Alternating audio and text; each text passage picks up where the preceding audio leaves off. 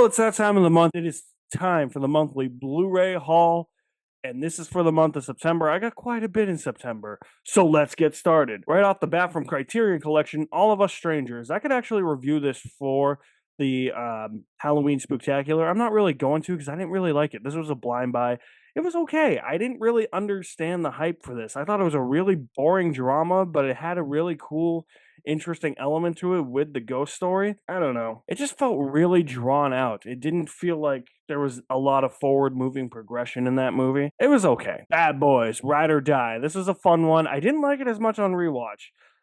It just, I don't know. I feel like the action is lackluster in that movie compared to Bad Boys for Life. And I kind of felt that walking out of the theater, but I needed like a second watch to reaffirm that suspicion.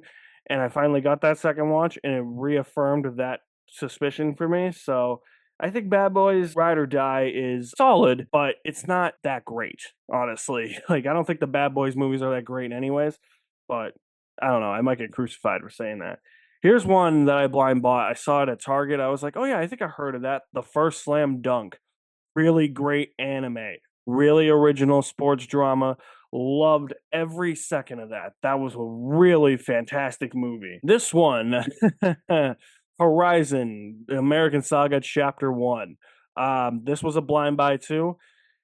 I wanted to watch this when I saw it when it was out in theaters. I didn't get to see it. I know that part 2 has been delayed, or chapter 2, whatever it's called, has been delayed indefinitely. It doesn't even have a release date. That's an okay movie as well. I think it's shot very beautifully. I think it's all over the place story-wise. It's by design. I think it would have been better just focusing on 1 or 2 stories instead of like 3 or 4, because it's just all over the place. And there are scenes where it does feel like it's filmed in like a backyard, but for the most part, it looks gorgeous.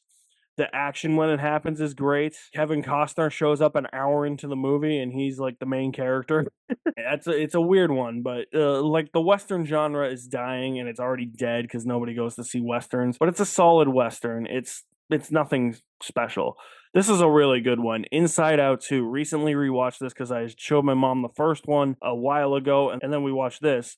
This was my second time watching it. It was her first time. She really loved it. I love showing her these types of movies because she always gets enthralled by them, like how people come up with ideas like that. It's really interesting. This is a really fun one. This is one that I know people had seen, and that is Kill. A really entertaining and really thought-provoking action film from India. I was actually surprised that it was subtitled. And I guess they're doing an American remake of this, which is weird because there's a good chunk of this that's in English, even though it is subtitled. It's really fun. It's brutal.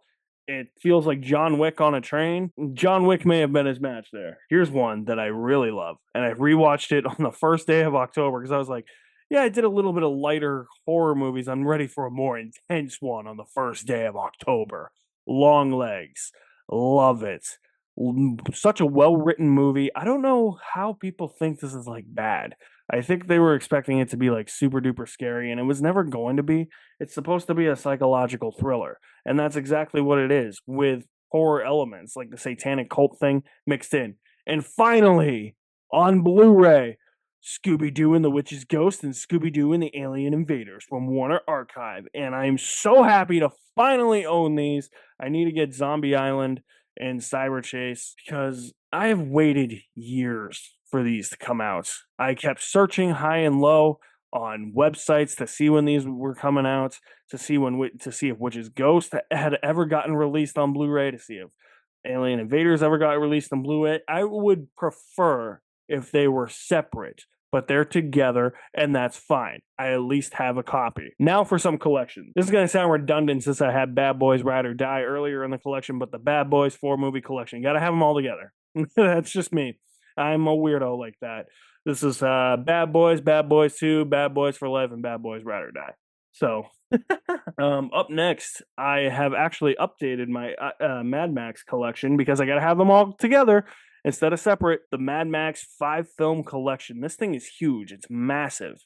It's the same packaging as the Godzilla and Kong Monsterverse 5-film collection, although this is just a little bit bigger. This is awesome. There's not a single film. Oh, Oh, it's damaged. They gave me a damaged one. Okay, whatever. Not a single Mad Max film I hate. Beyond Thunderdome almost got there, but it saved itself. And last but not least, upgrading from Blu-ray to 4K here, the Transformers 7 movie collection. Yes, I know there's now 8 movies because of Transformers 1, but you have all the Transformers movies, Transformers, and then you have Revenge of the Fallen, Dark of the Moon, Age of Extinction, The Last Poop, Bumblebee, and Rise of the Beasts. Don't ask why I got this. Everybody keeps making fun of me for owning all the Transformers movies. I'm a sucker, okay? There's like 2 of these that are worth owning. But that's it for the Blu-ray haul for this month, guys. What did you get on Blu-ray and 4K this month?